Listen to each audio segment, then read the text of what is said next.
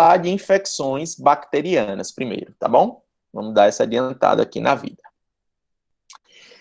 Infecções bacterianas, pessoal, vamos combinar algumas coisas sobre elas para que a gente entenda, porque são tantas lesões que a gente esquece que é causado por bactéria. Então, vamos lá. Infecção bacteriana vai ser causada por uma bactéria. E como é que a gente mata a bactéria, normalmente? Com o que é? Todo mundo sabe, pessoal. Como é que a gente mata uma bactéria? Se eu tiver uma infecção, normalmente o que é que você vai usar? Antibiótico. Ah, professor, mas isso é besteira que você está falando. Depois que eu começar a misturar as lesões, você vai ficar na dúvida. Porque eu vou dizer assim, leishmaniose. Aí você, meu Deus, é uma bactéria. Não, é um protozoário. Meu Deus, como é que eu... Então, assim, você vai ficar meio doido, tá? Então, gravem isso. Toda infecção bacteriana é causada por uma bactéria e eu vou resolver com antibiótico. Beleza? Partindo desse princípio, vamos começar com uma bem tranquila, pessoal. O impetigo. Rafael, eu nunca ouvi falar disso. Imagino que não é tão comum de se ver, porém, se tem manifestação na cavidade oral, é importante para a gente. Pessoal, não esqueçam que é causada por uma bactéria. Por quê? Porque tem, quando, por exemplo, vocês estudarem as lesões vesiculobolhosas, vai ser muito parecido com o impetigo.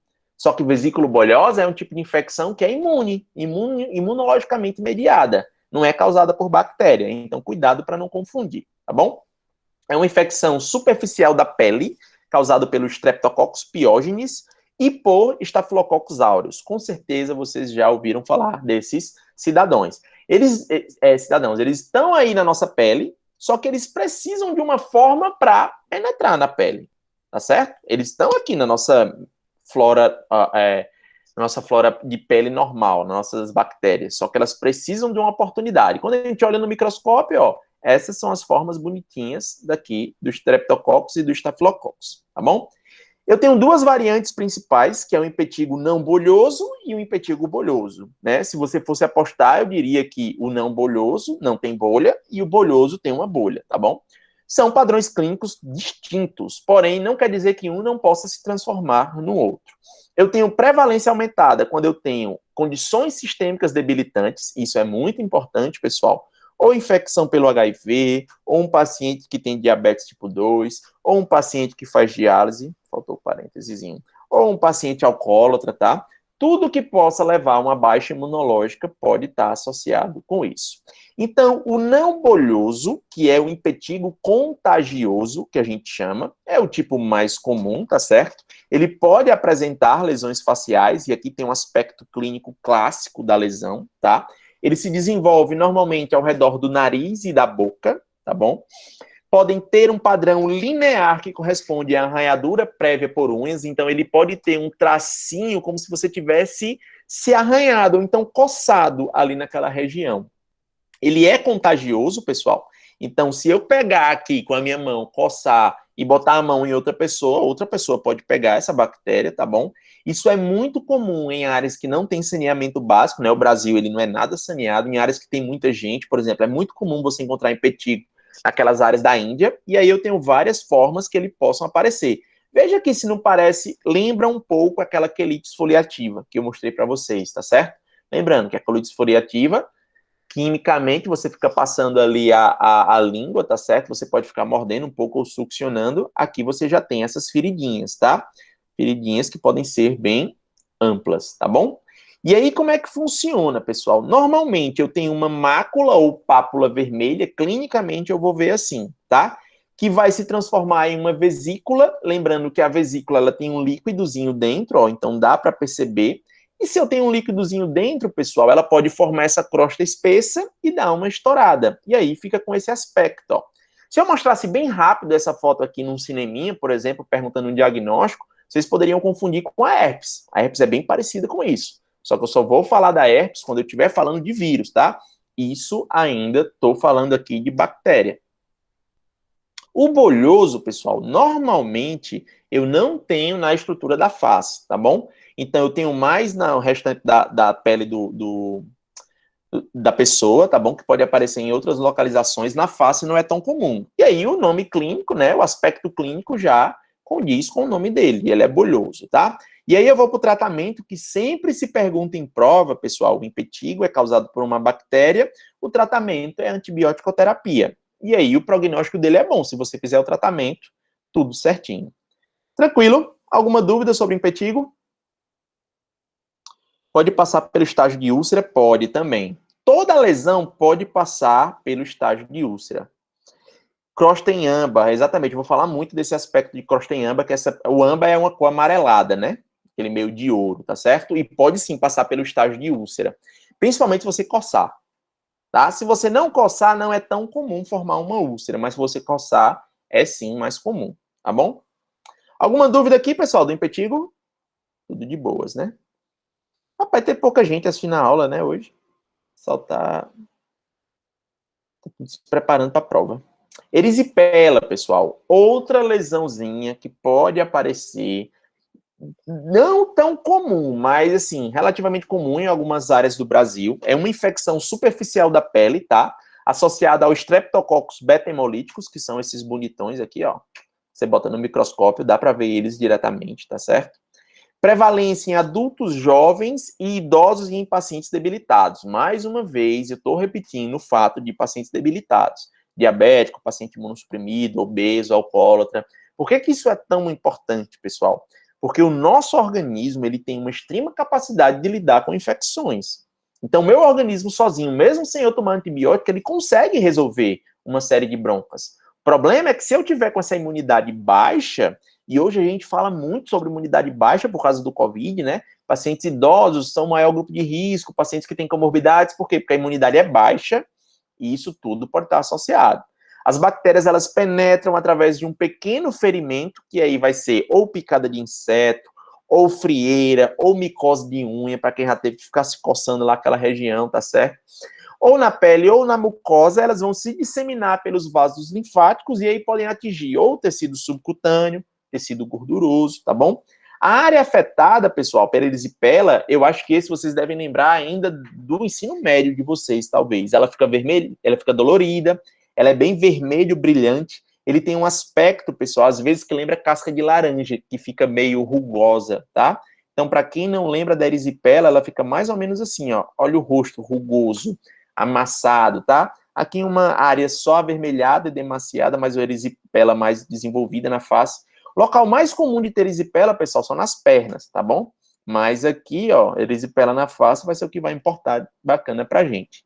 Erisipela é causada por uma bactéria, então o tratamento é uma antibiótico terapia e ele também tem um bom prognóstico, tá bom? Alguma dúvida sobre isso? Sem estresse, né? Bem tranquilo. Faringite e tonsilite estreptocócica. Essa, com certeza, todos vocês já passaram. Quem nunca teve uma faringite ou quem nunca teve uma tonsilite, não é, pessoal? Principalmente associado a processo infeccioso. São muito comuns e podem ser causados por diferentes micro-organismos, tá? Às vezes eu tenho vírus associado, às vezes eu tenho bactérias associadas. A disseminação, pessoal, ela pode acontecer de contato de pessoa para pessoa por meio de gotículas respiratórias ou secreções orais. Vocês conhecem alguma profissão que mais tem relação com gotícula respiratória ou secreção oral do que a odontologia, né? Não tem, então professor, não sei por quê, que eu, depois que eu entrei na faculdade, vivo tendo infecção de garganta, né? Não sei por que quando eu fui para os estágios, eu vivo tendo infecção de garganta.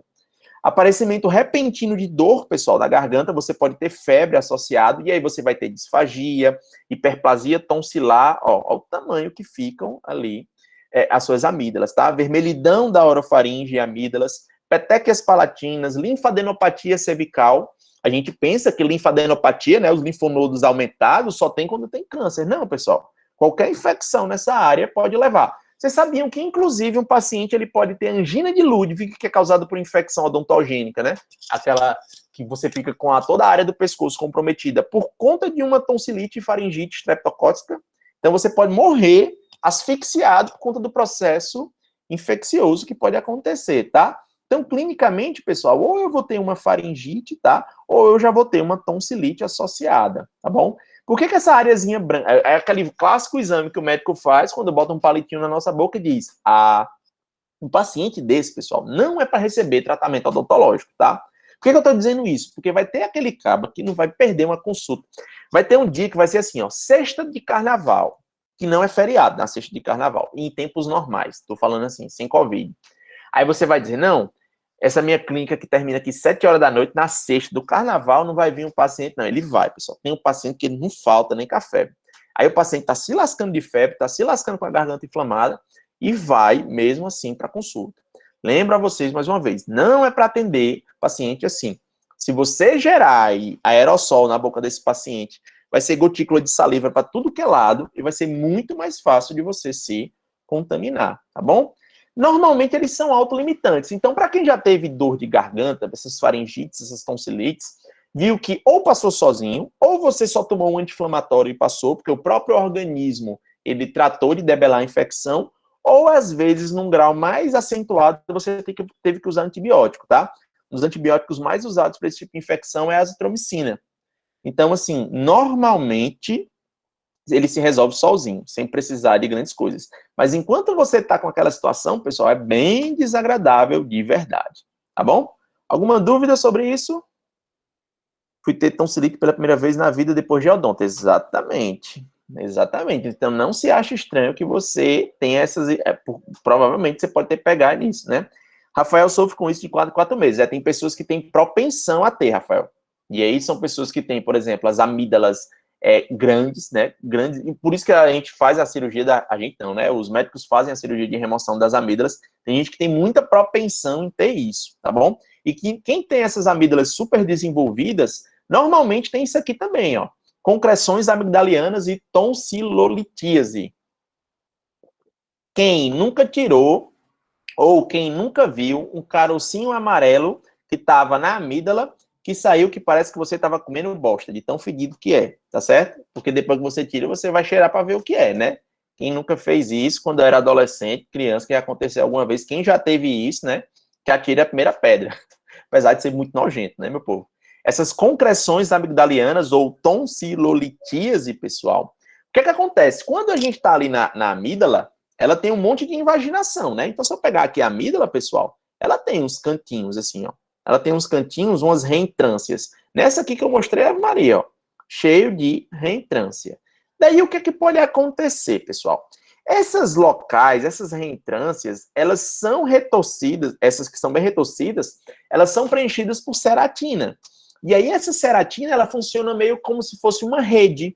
E aí, algumas bactérias, como a Actinomyces, ó, aqui uma fotinha da Actinomyces, elas acabam aderindo naquela região. Professor, então quer dizer que aquilo dali é uma bactéria? Sim, é uma bactéria, é um produto bacteriano, muitas vezes, tá bom? E aí, pessoal, o que é que acontece? Eles se transformam numa massa, fica com um cheiro extremamente desagradável, tem muita gente que tem até mau hálito por conta disso, e aí a gente chama isso de concreção amigdaliana, algumas pessoas chamam isso de cásio. Com certeza vocês já ouviram falar disso alguma vez, tá bom? O que é que acontece, pessoal? Às vezes, eles sofrem um grau de calcificação. E fica tão calcificado que eu consigo ver em uma radiografia, inclusive. Quando ele ficar realmente calcificado, eu chamo isso de tonsilólito, tá certo? Esse nome é bem ruim de dizer, mas vocês gravam direitinho. Então, o cásium, que é a compressão amigdaliana, é isso aqui, ó. Esse carocinho amarelo, tá certo? Fedido não, se amostra, ó. Ele sendo removido aqui, às vezes é um carocinho. E aqui, pessoal, é a tonsilólise, certo? Que é o processo que você vai acontecer ó, com as calcificações. Então, você faz uma radiografia panorâmica e aí o paciente está cheio de concreções dessas calcificadas, tá? Professor, eu já tive isso, pelo amor de Deus, é horrível, fede que só a miséria. Como é que eu trato isso, pessoal? Na verdade, não precisa de um tratamento, tá? Mas, se você não quiser deixar aquele negócio podre ali, você pode fazer algumas coisas. Tentar usar um cotonete, lembrando que é uma área que vai gerar muita ânsia de vômito, tá? Então, umedece bem o cotonete. Pode ir com a escova também, mas é difícil, tá? Nada de usar a sonda exploradora para tentar tirar, pessoal. A sonda exploradora tem uma pontinha que se você pegar ali errado, você vai lacerar a região da amígdala do paciente. Pode utilizar jatos de água, tá? Tem jatos específicos que ajudam a fazer isso. O mais prático é usar um enxaguante bucal, principalmente gargarejando. E aí o pessoal vai dizer para você usar vinagre de maçã com água morna. Enfim, pessoal, tem um monte de lenda também sobre isso aí, tranquilo? Então, vocês vão ver isso, pessoal, muito no PSF, muito paciente procurando vocês no PSF, porque tá com isso, que não sabe o que é bem comum. Acho que todo mundo já viu alguma vez na vida isso, tá bom? Então, lembrem. Aqui, galera, eu vou abrir um super parêntese para essa lesão, que é a sífilis, que é com a qual a gente vai encerrar a aula de hoje, tá certo? Sífilis, pessoal, é mega importante, é muito quem avisa amigo é para todas as provas. Por quê? Porque sífilis tem um monte de manifestação oral, um monte, facial, oral. Então, prestem muita atenção na sífilis, tá bom? Sífilis, pessoal, primeiro ela está classificada na parte de doenças bacterianas. Apesar dela ser uma doença sexualmente transmissível, ela é uma doença bacteriana, causada pelo Treponema pallidum, que é esse cidadão aqui.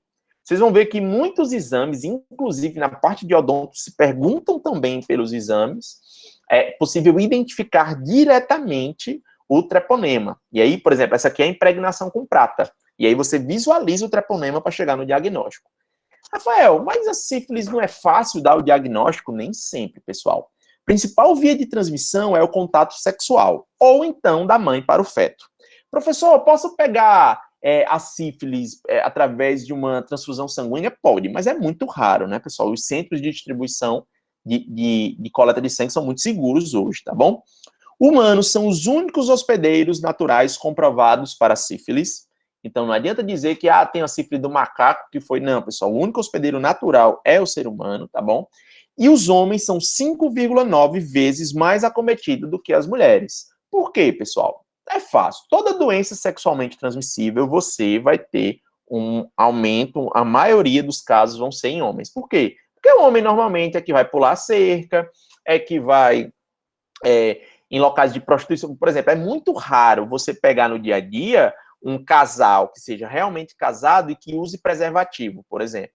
Aí o que é que acontece? O cara vai pular a cerca, vai pegar a mulher da vida por aí, quando volta, traz a doença e passa para casa. Inclusive, cada vez mais, a gente esqueceu um pouco da sífilis, porque ela quase, em 2010, pessoal, era baixíssimo o nível de transmissão da sífilis. Mas olha o que foi acontecendo em 6 anos, pessoal. Olha o tanto de sífilis adquirida que foi aparecendo, tá certo? E principalmente sífilis em pacientes do sexo feminino. Então, a coitada da mulher leva a gaia e ainda pega uma DST por causa desses arrombados, tá certo? Então, cuidado com isso aí, meu povo, tá? Lembrem da utilização do preservativo. Principalmente vocês que estão numa idade são mais jovens, cuidado para não pensar que é super-homem, porque acontece. Essas manifestações, essas doenças sexualmente transmissíveis, elas existem e não tem cara, tá certo? Você pode pegar sem nem imaginar, tá bom? 3 características, tem 3 estágios clássicos. Para cada estágio clássico, eu tenho uma manifestação oral diferente, tá bom? Que é a sífilis primária, secundária e terciária. Esse paciente sifilítico, pessoal, ele é altamente infeccioso, principalmente nos 2 primeiros estágios. Ou seja, sífilis primária e sífilis secundária, ele é ele transmite muito essa bactéria para as outras pessoas. Agora, a paciente gestante, pessoal, ela pode transmitir para o feto durante todo o estado de latência, porque assim, da secundária para a terciária, você pode passar 30 anos lá com a bactéria sem ela se manifestar clinicamente. Porém, se nesses 30 anos você ficar grávida, você pode passar para o feto, tá bom? Tanto é, para não sei se tem alguma mãe na turma, é um dos primeiros exames que se faz quando se fica grávida, é a sorologia da sífilis, tá bom? Transmissão materna, pessoal, dura durante as 2 primeiras fases da infecção, quase sempre resulta em aborto, ou em natimorto, ou criança com uma formação congênita. Beleza? Então, se for na fase aguda, na primeira e na segunda fase, é lasca, pessoal. Quanto mais tempo a mãe tenha tido a infecção, menor a chance de infecção fetal. Isso é uma boa. Eu tive sífilis quando eu tinha 18 anos, mas eu engravidei com 38. Quanto mais tempo passar, melhor, pessoal. A infecção do feto pode ocorrer em qualquer momento, já falei para vocês. E as alterações clínicas decorrentes da infecção fetal são conhecidas como sífilis congênita. Então, eu tenho a sífilis primária, secundária e terciária. E uma manifestação extra, que é a sífilis congênita, quando eu tenho essa transmissão da mãe para o filho, tá bom? Vamos falar, então, de regiões por regiões, de áreas por áreas. Sífilis primária, pessoal. E aí você vai puxar uma setinha e vai escrever assim, sífilis primária, setinha, cancro. Não sei se vocês já ouviram alguém falar, não sei o que, diabo do cancro, não sei o que do cancro, miserável do cancro. Pessoal, o cancro está associado a sífilis, tá certo? É essa úlcera que vai, se é uma doença sexualmente transmissível, ela vai aparecer na genitália, tá certo? Tanto masculina quanto feminina. Normalmente, pessoal, é essa úlcera que apesar de ser uma ulceração, não causa dor. Você não tem uma grande queixa de dor. E aí tem muito paciente que fica com isso, pessoal, e fica aí transmitindo para tudo que é canto, tá bom? É uma lesão solitária e os sítios mais acometidos são a genitália externa e o ânus, tá bom? Prática sexual, pessoal. Óbvio, claro, que uma lesão que só era para aparecer na genitália, se for realizado prática do sexo oral, vai aparecer na boca também, não é uma mucosa? Então, vocês vão ver que muitas das lesões que aparecem na boca, elas vão aparecer em genitálias também. Tudo é região de mucosa. Então, eu tenho uma lesão papular que vai se desenvolvendo até aparecer uma ulceração central, tá certo? Uma lesãozinha única. Oi. É o cranco duro ou o cranco mole? Já chegar nessa parte, tem muita essa diferença, tá? Dependendo da região, dependendo do tempo, vai ter a variação do cancro duro ou do cancro mole, tá certo? Mas eu vou logo adiantar, então. O cancro duro é quando eu tenho o processo eu tenho a ulceração e tenho também o processo de reparo dessa ulceração, com a formação das casquinhas de ferida. É mais como a gente chama de cancro duro, clinicamente. O cancro mole é quando ele está bem nessa fase ulcerativa de evolução da pápula para a ulceração central. Beleza? Beleza. Tranquilo? Ó, Yasmin tinha comentado, ó, que já vi que mesmo mexer com cotonete, o ideal é ir pro dentista, isso, para não inflamar, é verdade. Beleza? Falando das concrescências lamidalianas ainda, tá bom? Aqui, pessoal, eu tenho uma lesão no lábio, uma lesão na língua, então menos de 2% desses cancros, eles vão acontecer em outras localizações, tá certo? Então, de sítio extragenital mais comum, eu vou ter a boca, tá certo? Porque aí é pela prática do sexo oral. Na boca, pessoal, não é só na língua que vai aparecer, não, qualquer região, lábio, língua, palato, gengiva, amígdala, né? Tudo isso pode ser acometido, tá bom? A lesão oral, eu vou ter essa úlcera de base clara, normalmente eu não tenho aquela área tão demasiada. Professor, mas parece uma úlcera traumática. Beleza, pode parecer uma úlcera traumática, mas eu não tenho histórico de trauma, tá bom? Raramente ele se apresenta como uma proliferação vascular. Às vezes, pessoal, ele parece um granuloma piogênico, ó. Vou falar muito sobre granuloma piogênico no semestre que vem. Parece que ele tem uma natureza de vascularização. Parece que tem vaso sanguíneo aqui dentro, tá bom? Linfadenopatia regional bilateral pode ser observado, então quando eu palpar os linfonodos aqui vai estar bem evidente. Disseminação sistêmica do micro-organismos para vasos linfáticos, então eu vou passando de uma fase primária para uma fase secundária, e caso ela não seja tratada, pessoal, a lesão inicial cicatriza de 3 a 8 semanas. E aí vamos pensar no problema. O cara tá com essa lesão, imagina, o cara tá com uma lesão dessa no pênis. Qual é a pessoa que não tem acesso, às vezes, ao médico, não tem um plano de saúde, que vai num posto de saúde, a vergonha que a pessoa fica, às vezes, para tratar isso aí. Então, o que é que acontece? Quando normalmente vai cicatrizando, a pessoa, opa, fui ficando boa. Então, onde é que você mataria todo o problema da sífilis? Se nessa fase inicial, pessoal, você utilizasse a antibiótico-terapia adequada, tratava, resolvia e não tinha mais problema, tá certo? Essa deveria ser a recomendação básica. Então, tô com lesões dessa, pessoal, diagnostiquei a sífilis, porque dá para diagnosticar sim, eu vou falar do diagnóstico lá no final, o certo é fazer o tratamento. Como normalmente a maioria das pessoas fica boa de 3 a 8 semanas, se desenvolve a fase seguinte, que é a fase da sífilis secundária, que é a fase disseminada. Fase disseminada, pessoal, por quê? Porque ela não foi para os vasos linfáticos, dos vasos linfáticos agora ela vai se distribuir para o resto do corpo.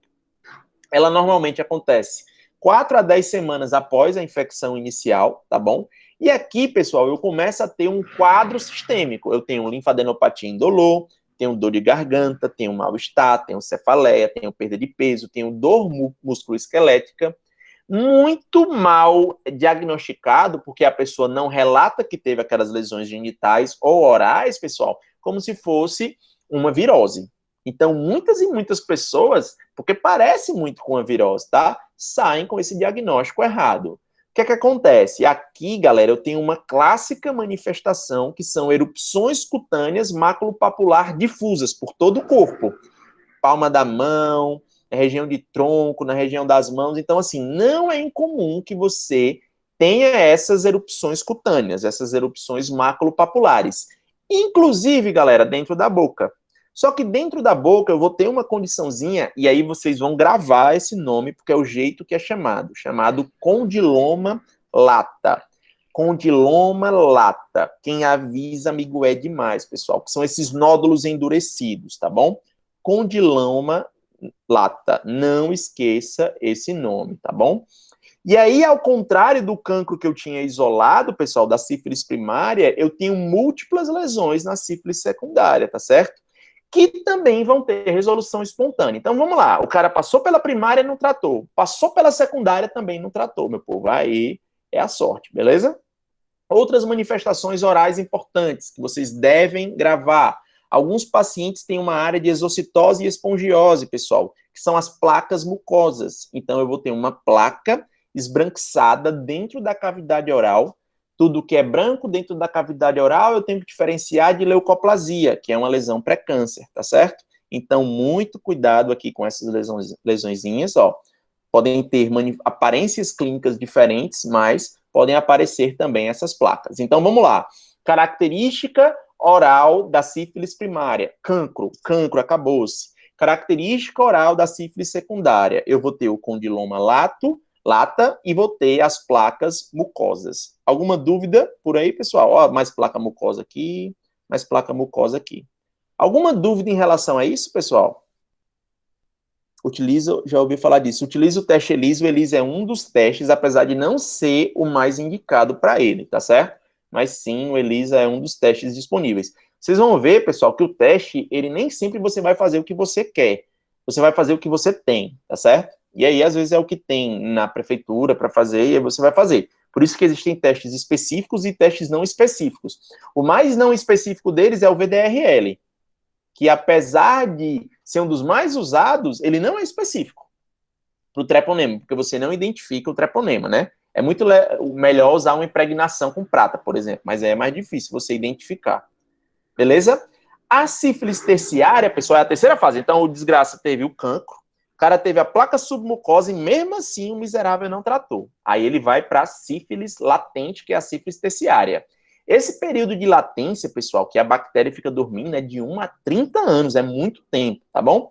E apenas 30% dos indivíduos, eles vão desenvolver o estágio terciário, normalmente associado com a baixa imunológica, tá? Essa fase, pessoal, vai incluir complicações mais sérias. Então, eu vou ter aneurisma da aorta ascendente, hipertrofia ventricular, regurgitação aórtica, então o coração vai ficar lascado, envolvimento do sistema nervoso central, e aí você vai ter degeneração de neurônios, paralisia generalizada, psicose, demência, paresia, e você vai chegar para complementar, galera, com a morte ainda, tá?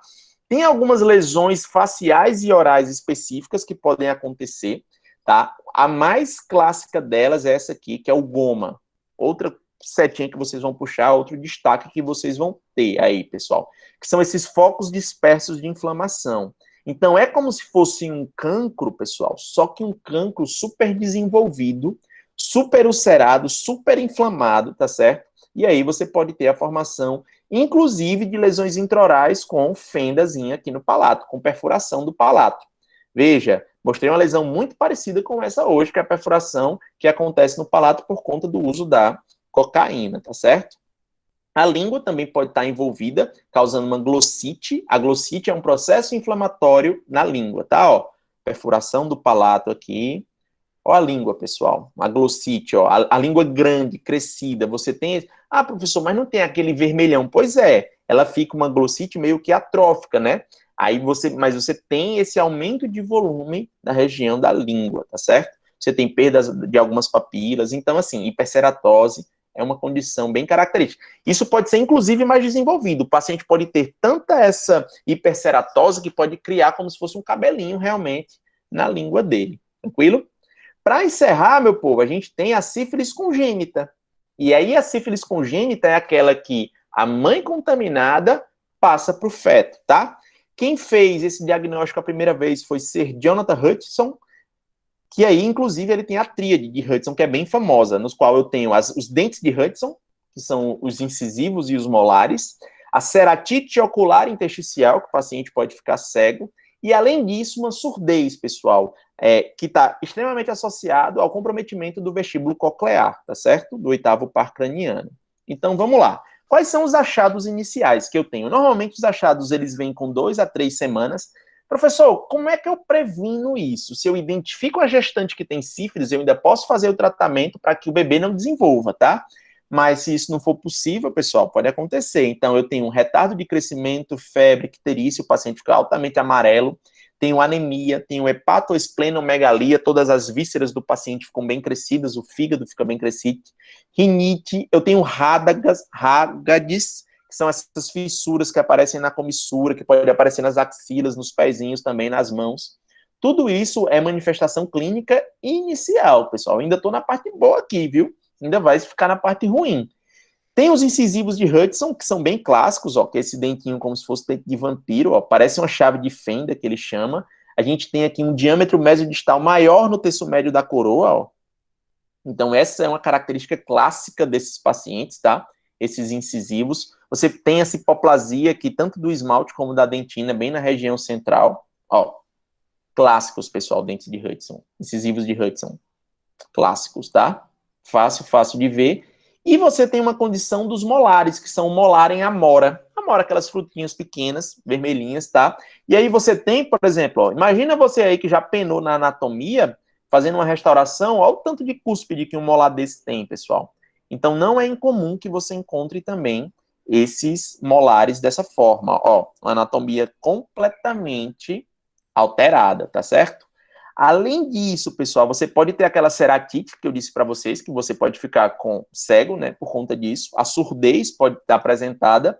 E aí você ainda tem aqui o narizinho em cela, ó, como se fosse aquele nariz de quem é usuário de cocaína, tá, pessoal? Um monte de desgraça, tá certo?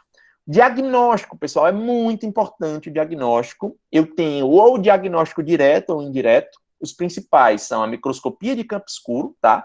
Que é esse exame direto da linfa, e aí eu vejo o treponema, eu enxergo ele, e eu posso garantir que é sífilis. Tem uma impregnação pela prata, que também eu faço muito parecido, e aí eu vejo o treponema, ou a imunofluorescência direta. Esses, pessoal, são disparadamente os melhores, porque eu tiro lá da lesão, vejo e eu vejo a bactéria. Então, matou aqui a pau, tá certo? Indireto, eu tenho os sorológicos. VDRL, que ele é inespecífico, e o melhor, o ELISA pode ser utilizado, mas esse é o melhor de todos, pessoal, o FTA-ABS, que é o anticorpo treponêmico fluorescente. Esse você tem uma resposta exatamente que você já teve contato, ou se você tem aquela bactéria, e se você tem um anticorpo específico para ela, tá certo? Por que o VDRL ele não é específico? Porque qualquer tipo de treponema que você tenha, mesmo que não seja o pálido, qualquer infecção por treponema, ele vai dar positivo. Então, assim, se eu tive um VDRL positivo, eu tenho que confirmar com outro tipo de exame, tá? Por que o VDRL é tão usado? Porque ele é o mais barato, pessoal. É o que mais tem, é o que mais vocês vão ver em postos de saúde sendo utilizados. E ele é bom, porque se ele é o mais barato, por exemplo, se ele der negativo, já resolveu o meu problema. Não tenho mais problema nenhum com isso. Mas se ele der positivo, depois eu confirmo com algum outro exame, tá? Para finalizar o tratamento dele, pessoal, o ideal é a prevenção sempre, tá? Então, utilizar preservativo. Toda doença sexualmente transmissível, pessoal, ela é resolvida com o uso de preservativo, tá bom? Avaliação individual de abordagem terapêutica individualizada, caso eu tenha que fazer um tratamento.